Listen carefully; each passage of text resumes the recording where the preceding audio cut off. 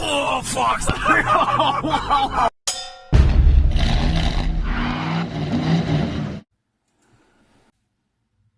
Dobro jutro.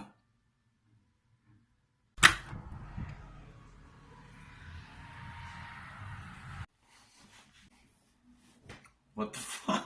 Noč, jaz pa moja 4 banane smo pripravljeni, da danes preizkusimo 2 zelo zanimiva avta. Tako kot ponavadi, najprej osnova. Veš, mi smo se pripravili samo v Trogir, zato bomo preizkusili karavansko Panamero. Panamero sport turizmu. Ampak sem nismo prišli samo zaradi Panamere sport turizma. Ker tukaj je parkiranih tudi par navadnih Panamer in to z zelo dobrim razlogom. A veš, prvič v zgodovini znamke se je zgodil, da bo hibriden avto predstavljal vrh ponudbe modela, kar se tiče zmogljivosti. Ker tole za mano je Panamera Turbo SE Hybrid. Lega, lepi tudi že dela.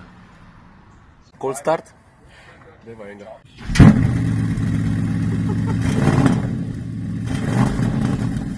Šok 700 konjev za zajtrk.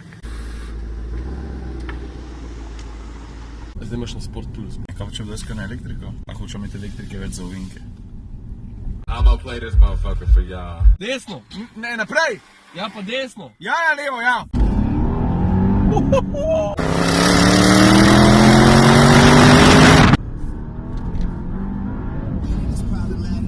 O, keramika človek.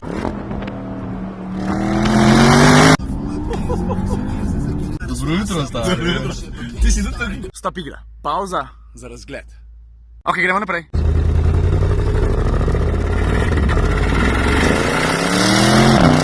Jaz mislim, da je čas, ne?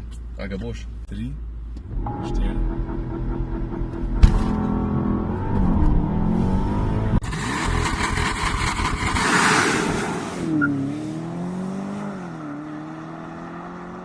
Pridi malo na štrom, meni je slabo.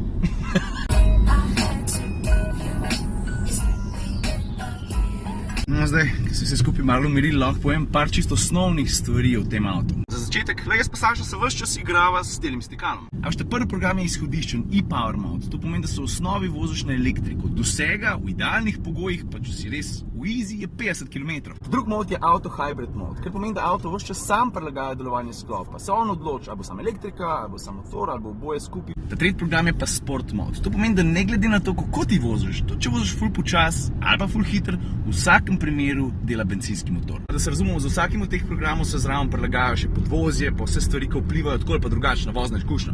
Dame, pejte levo, no, tako je. Neki in Big Cloud spodaj, mislim, da niso dame. Lega. Potem ostane pa še Sport Plus mode, to pomeni, da avto napne vse svoje mišice, tudi rekuperacija električne energije, naprimer pri zaviranju je nastavljena na maksimum, tako da ti v vsakem trenutku, ker takrat res napadaš cesto, pomaga tudi elektrika.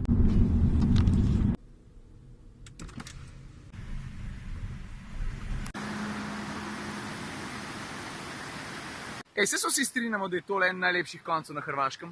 One Panamera, another one Panamera, 2 Panameras, we're driving 2 Panameras.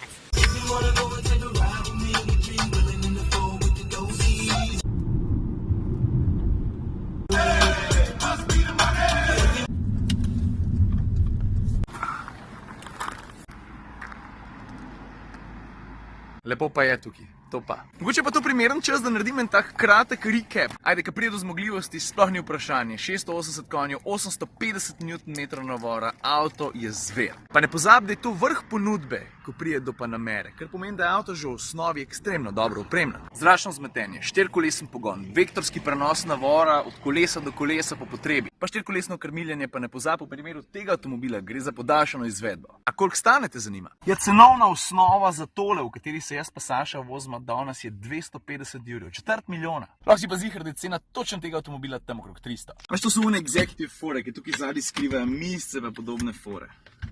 Takole. 1, 2, 3 pa imaš 2 delovne postaje. Delovni postaji. Tišina, Pitor. Ja, naš Saša se je nekaj spomnil. Jaz ne vem, če se vi spomnite, ker smo v Romuniji vozila Makana pa Cayena GTS, sva tekmovala v tem, kdo dlje vrže kepo. Rekla, da ne velja trenirati.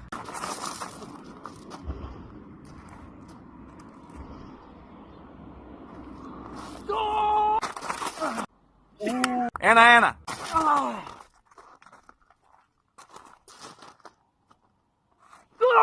Kar se pa tiče vozne dinamike, hvalim to, kako ubogljivo gre avto v ovink, ne glede na to, kako agresiven si. Pa ne pozab, avto z mano vred tehta švoh 2 tone 400. Pa vas uprijem, ki ga je 4-kolesen pogon sposobno zgenerirati, ampak od vsega sem pa najbolj navdušen nad bremzam. Bolj jih tepeš, vrajšte mojo.